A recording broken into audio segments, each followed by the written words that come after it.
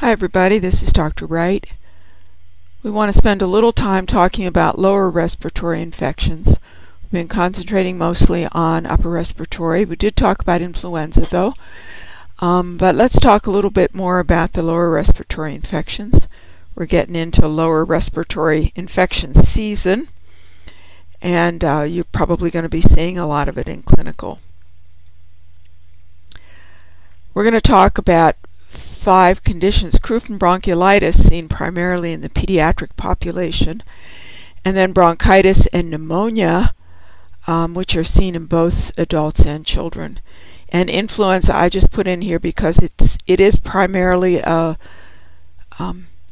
lower respiratory disease, especially when it's complicated. But actually, Professor Graziano covered this in her previous in the previous lecture. Okay, let's talk first a little bit about croup. Croup is a common phenomenon in the toddler and preschool age group, and children in this age group are prone to croup because they have a normal narrowing of their trachea right in the subglottic area that disappears later. Generally, really pretty much their trachea appears like adult-like about 6, 7, 8, something in there, where that subglottic narrowing will disappear. Because of that narrowing, if their airway swells at all, then they begin to have stridor. They have trouble breathing, and it's pretty obvious. The adult equivalent of this is laryngitis, and both are viral illnesses. Adults will get laryngitis and they'll get hoarse, but they won't usually have stridor. However, you will see a croup-like syndrome in adults if there is considerable swelling of the subglottic area, and you sometimes will see this in people post-anesthesia when they've had an endotracheal tube in, where they'll not only be sort of hoarse-sounding, but they'll have this sort of croupy-sounding cough as well. Croup's frightening because it can cause respiratory distress in the form of stridor and a barking cough. And in kids, it will also make them retract if they get significant amount of swelling in the airway. You have to be sure that parents have instructions on how to manage croup at home once a child has had croup, and also when to seek help if croup occurs. The treatment for croup, since it's a viral illness, the rather typical scenario with croup is the child has some upper respiratory symptoms, and then they go to bed at night and they wake up with this really stridorous sounding breathing, which is more apparent on inhalation, so that they have this kind of sort of a sound going. Plus they get this cough that has particular pitch to it, which you recognize once you have heard it. And they seem to be having a fair amount of distress, respiratory distress. If their airway gets very obstructed, you might also see some nasal flaring and some retractions in these children. The basic treatment is high humidity, preferably cool humidity, because the cool humidity will constrict the mucous membranes and help to reduce the swelling a little bit. So you want that humidity preferably to be cool, but humidity is better than no humidity. So if you don't have cool humidity, warm humidity is still better than that. And upright position, because that helps reduce the swelling in their airway, and to get help if symptoms don't resolve. So typically we tell parents to, if the child wakes up and is croupy at night, to get them into a high humidity environment.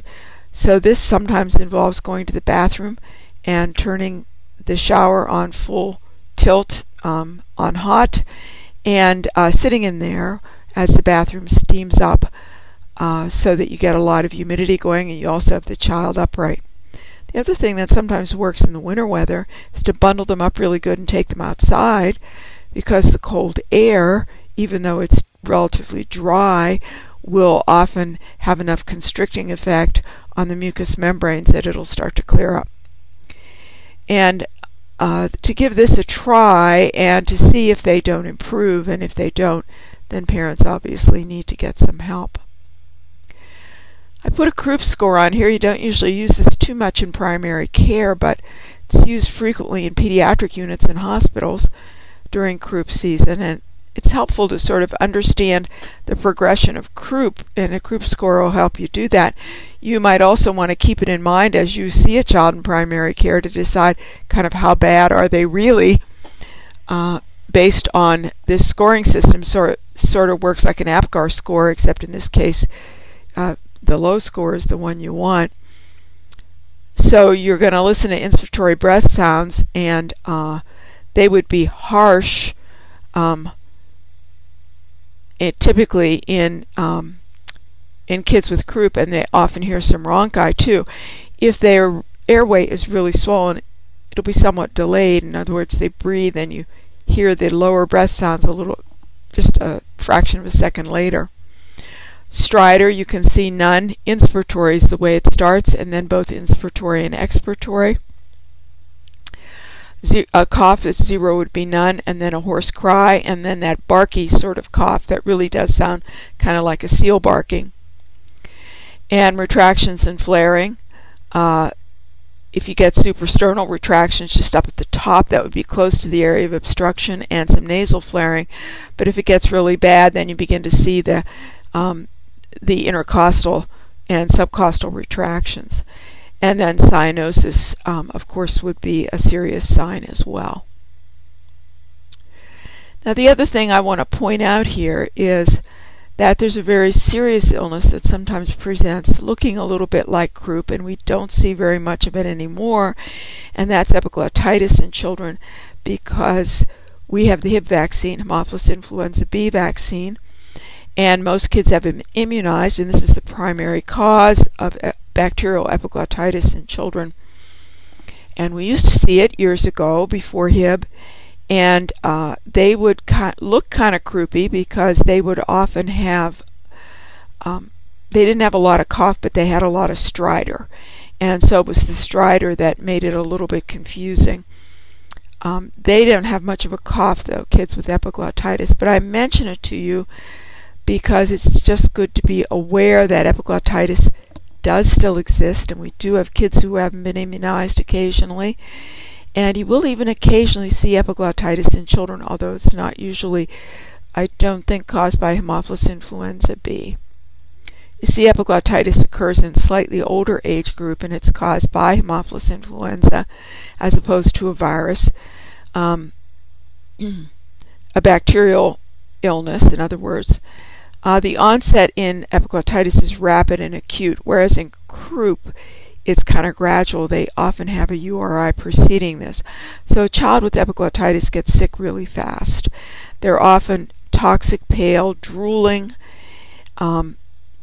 We used to see them in the ER. They would come in with, they'd be sitting up and drooling because they get a very severe sore throat with it, and it would be so sore that they wouldn't swallow their saliva. And they'd often be sitting up and leaning forward because that was the way to maximize their airway. And they often had a high fever with it. The kids with Croup don't look all that ill. They don't drool. They're croupy. They have a barking cough. They have a lower fever, but they do have the stridor as well. So, in situations where epiglottitis is suspected, especially if you have a child you know hasn't been immunized against Hib, there are certain rules that you follow with kids with epiglottitis. One is to try and keep them calm and quiet, and not to lie them flat on their back, because sometimes you lie them flat on their back and they obstruct. So you let them sit up, and you try to keep them calm and quiet and not upset them too much, while you get usually anesthesia down to help you, because a lot of times these kids will need to be intubated. They usually send them for a lateral neck film where they can actually see the epiglottis is swollen on the lateral neck film. And sometimes you get kids into an ER with Croup, and they'll do the lateral neck film just because they look sick enough that they want to rule that out. But as I said, unlikely that you'll see epiglottitis. The treatment is usually intubation for them and sedate them, because kids don't take to intubation real well, and then IV antibiotics, and oftentimes within 24 hours their airway has gone down, and they can be extubated 24 to 48 hours after they've been intubated. They don't need to be ventilated, they just need to be intubated. I mean, they can breathe just fine, their airway's just blocked. So you put a humidification cuff on their endotracheal tube and just give the antibiotic time to work. It's really scary for everybody, especially for their parents. But if they get intubated and you manage the airway, they do just fine. So let's summarize then about croup. It's generally not a serious illness. Kids who have trouble with it often have repeated bouts with it. So once a child has a bout of it, you just want to review with the parents what they need to do and when to get help if the child is not obtaining any relief from the treatments that you suggest for them.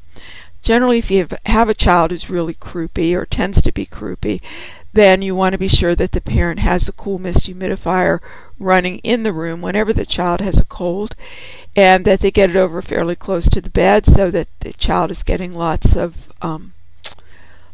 high humidity and cool air to help keep their airway moist and also to help keep the swelling down. Occasionally a child with croup will require some prednisone as treatment. Generally these are kids that end up in the ER and may require some steroids. Okay, let's go on and talk about bronchitis. As we said, a disease that you see in both adults and children. It's an inflammation of the larger airways caused primarily by viruses that are commonly known to produce URI, including RSV, which we'll talk about in just a minute, respiratory syncytial virus in relationship to bronchiolitis. It's characterized by persistent cough, coarse breath sounds, and rhonchi, and not too much else, and that's sort of what gives you the clue that this is bronchitis. It can often occur at the end of a cold as well. It's often overtreated with antibiotics. The American Thoracic Society will tell you that 95% of bronchitis is viral, and yet in the United States about 2/3 of cases of bronchitis are in fact treated with antibiotics, which are often unnecessary. There are a few bacterial causes, including mycoplasma and pertussis. We're going to talk a little bit more about pertussis now. But let's go back to the viral form, though. The best treatment for this is usually some bronchodilation for the patient to control the cough. Now, we've seen a resurgence in pertussis, and I think probably everybody's aware of this because, of course, now we have an immunization for adults, Tdap, so that they can be immunized against pertussis. And prior to that, we were seeing a big upswing in pertussis in adults. Now, pertussis is not really easy to diagnose, and the reason for that is that, first of all, you have to get some posterior pharyngeal swabs or washings in order to get a good sample. So the sample's not real easy to get. It requires a special growth medium, which usually most primary care offices don't have. And from what I understand, it is also pretty difficult to grow. So the result of this is that you most commonly diagnose pertussis when you see a case of bronchitis that has that persistent cough with those coughing spells that just go on until the patient almost seems to be breathless, this paroxysmal coughing that you see in patients with pertussis, and often slow to clear. So I've put up here the CDC information on pertussis. That if you're not familiar with pertussis, you might want to have a look at. And also, There's a link in here to a page that tells you a little bit about culturing pertussis and the difficulties with culturing pertussis. So get our slides back here. So consider pertussis, especially, and think about the amount of time since the patient has been immunized. So you're generally not going to see pertussis in children who have been immunized. You're more commonly going to see it in adults where their time out from immunization is getting to be long. And do encourage adults to get their Tdap. So the real danger of pertussis is not a real dangerous illness for adults. It's annoying, and you don't feel very well with it, but it's not dangerous. But it is very dangerous to infants. And so when we have adults who are not immunized, and we have infants, particularly infants in those first 2 months of life before they get their first immunization, that's a dangerous time for them. They have now extended the age at which pertussis can be administered, so you can give it to adults of all ages now. It used to be up to 64, which was a problem for grandparents because a lot of them thought they should be immunized and maybe were over 64. So consider other causes of cough when you see a patient with persistent coughing. Think about cough variant asthma. You know, some asthmatics don't wheeze much, they just cough nonstop. So you want to consider that, especially if the patient has a history of asthma. Consider postnasal drip, which can give you a pretty significant cough. Pneumonia, which we will talk about. COPD, which we cover a little later on. And then possibly occupational exposure in a patient who may be working in an environment where they're exposed to chemicals that could initiate cough.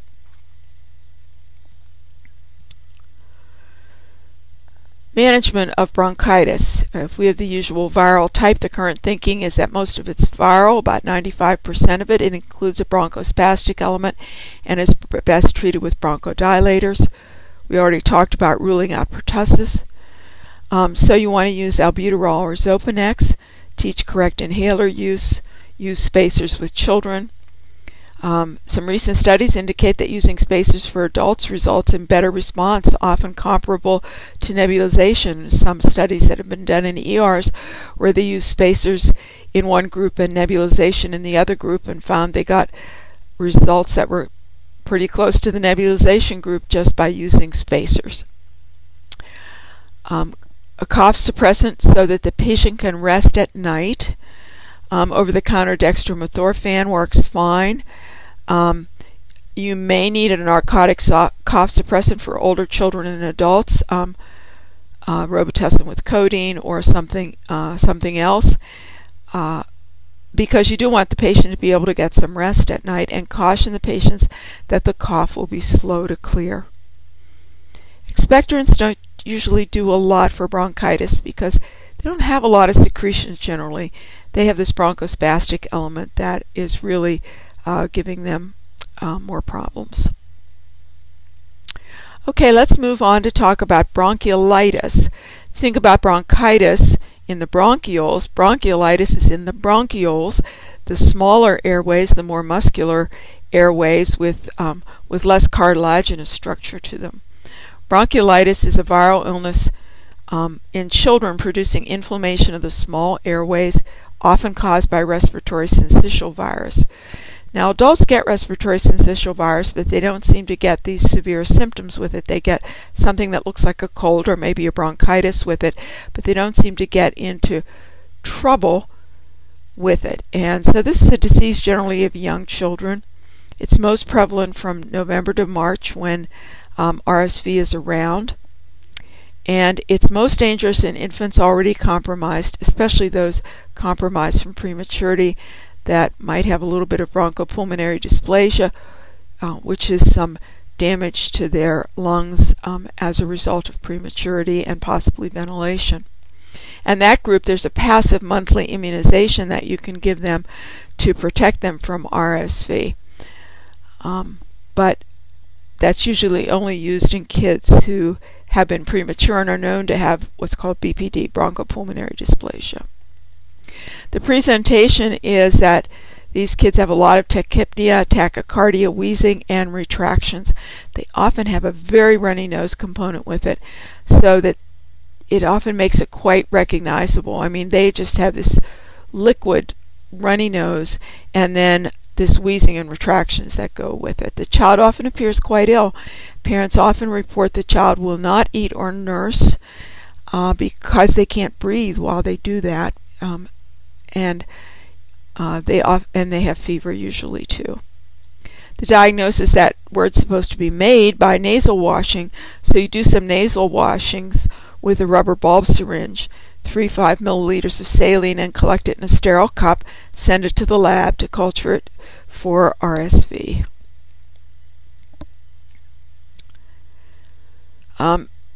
Kids may require hospitalization and supportive care, so you need to watch them very carefully, particularly the younger infants. They'll really get into some serious respiratory trouble with this. So you've got to make a good assessment when you see them, including, of course, the pulse ox, to see how they're exchanging.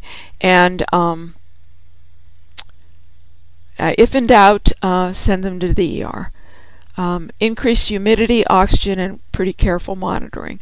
There are no effective antibiotics, obviously, so the one thing you can do if they turn out to be RSV positive is use an antiviral called ribavirin. It's given by nebulization into a tent over an 18-hour period. So this is done for kids who are hospitalized with bronchiolitis. And there's a significant number of them that do need to be hospitalized. So don't be surprised at that. I will mention that ribavirin is teratogenic, so pregnant women shouldn't be administering it in hospitals. Kids with bronchiolitis will usually do well as long as they're carefully monitored, and there is the occasional child with bronchiolitis. Usually this is somebody who's an ex-preemie, ends up being ventilated as a result of it, but as I said, that's usually an ex-preemie in those cases. Okay, lower respiratory illness, pneumonia. You see this both in children and adults. Infants have a smaller functional residual volume, making them more susceptible to pneumonia in the first year of life. So when you think about higher risk for pneumonia, think about infants and then also, of course, the elderly. Anyone who's immune suppressed or debilitated, and immobilized patients or patients post-anesthesia, all at risk for pneumonia. Pneumonia being an inflammation of the alveoli themselves, an infection of the alveoli themselves, with atelectasis, in other words, fluid collection in the alveoli. The clinical picture for community-acquired pneumonia is cough, fever, and possible shortness of breath, sputum production, the presence of rales or crackles. The tachypnea that goes with it is often more obvious in children than it is in adults, and other possible presenting signs and symptoms can be chills, decreased pulse oximetry, and chest pain. Now, community-acquired pneumonia, particularly mycoplasma pneumonia, it's often called walking pneumonia. This is the older adult you see come in who's had a cold, who has a cough, and continues to have some fever, and is maybe complaining of some shortness of breath, and just sort of can't get rid of this cold. So they don't look really seriously ill sometimes. This is where your ability to hear those rales is important. Depending on how they look, you may or may not want a chest x-ray. We'll talk about that in a minute. Be sure that when you are listening for rales, remember rales are an inspiratory breath sound, particularly, at least at the beginning they are. And most commonly when you will hear them is right at the end of inspiration. So the patient's taking a breath, and just before the end of inspiration, and you would be expecting them to exhale, you hear this little crackly noise, and sometimes it's pretty faint. So be sure that you listen, particularly in that sequence, right at the end of inspiration, because that's usually when you're going to pick up rales. Also be sure you listen over all areas of the chest, including the right middle lobe. And if you remember, the best place to hear the right middle lobe is the mid-axillary line on the right. Okay, so right under the arm, down an inch or two from the axilla, is where you're going to usually be able to auscultate the right middle lobe the best. I have had lots of instances, particularly with older adults, where they have come in with this presentation, and I've listened all over and not heard any rales, and I put my stethoscope under the arm over there and I hear them.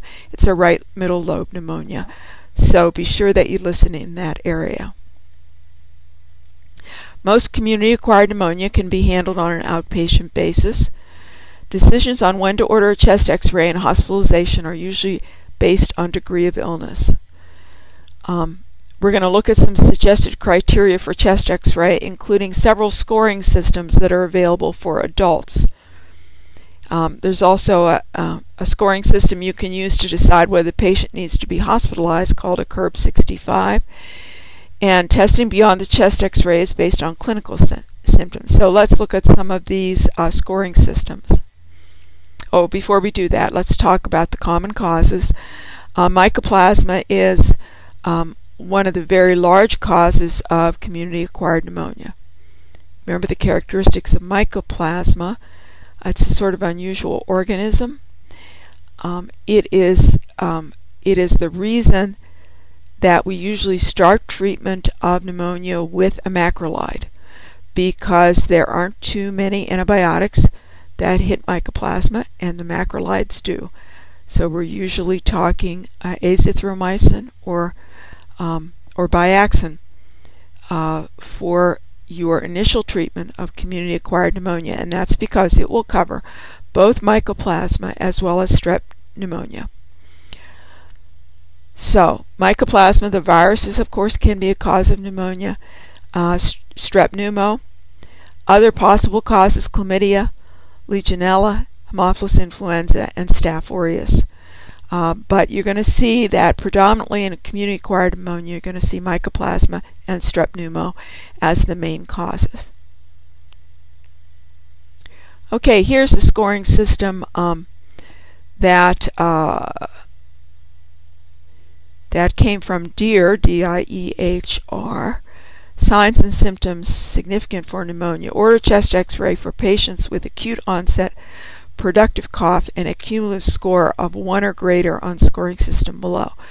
So it's a little bit confusing when you first look at it, but what it basically says is that the presence of rhinorrhea and sore throat argue against pneumonia, because most of the time you don't have pneumonia while you have an active URI going on. It comes at the end of that, or it comes separately from that. So the patient has night sweats. I don't have a number by myalgias there. I think it was a 1 as well.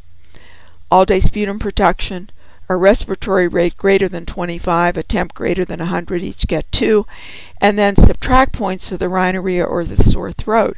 But if they had the other things and you still ended up with a score of greater than 1, then 1 or greater, then you should order a chest x-ray on that patient. If the score is not, then you can often treat the patient, have them come back in fairly short order, or at least talk to them on the phone to see how they're doing, and proceed from there. Here's Ebel's criteria for a chest x-ray in adults. A little simpler. Should be performed on any patient that has at least one of the following abnormal vital signs. So if their temp's greater than 100, the heart rate's greater than 100, the respiratory rate's greater than 20, you should order a chest x-ray. Or if they have at least 2 of the following clinical findings: decreased breath sounds, crackles, and absence of asthma. So if you had the patient come in, didn't have much of a fever, but you did hear crackles, all right, you might decide in that patient not to order a chest x-ray, but to go ahead and treat them and then to follow up on them. So, unlike an ER where everybody gets a chest x-ray, when you're in primary care, you got to make some decisions about who you're going to send for that. So the CURB 65 score is to decide who you should hospitalize with pneumonia. So you add up the points here. Are they confused? This is obviously for adults, primarily older adults. Anybody that's got an elevated BUN gets a point. Respiratory rate greater than 30. Systolic blood pressure less than 90 or diastolic less than 60. Age greater than 65. And then you add up the total points. So if the patient was okay, except they were 68 years old, you can consider home treatment for that patient. You don't have to hospitalize them. Score of 2, you might be able to treat them as an outpatient. You've just got to monitor them real closely. This might be the patient you bring back the next day or in 2 days to check them out again and make sure that they're going in the right direction in terms of their progress. And then a score of 3 to 5, hospitalize and possibly consider ICU admission depending on how high that score is.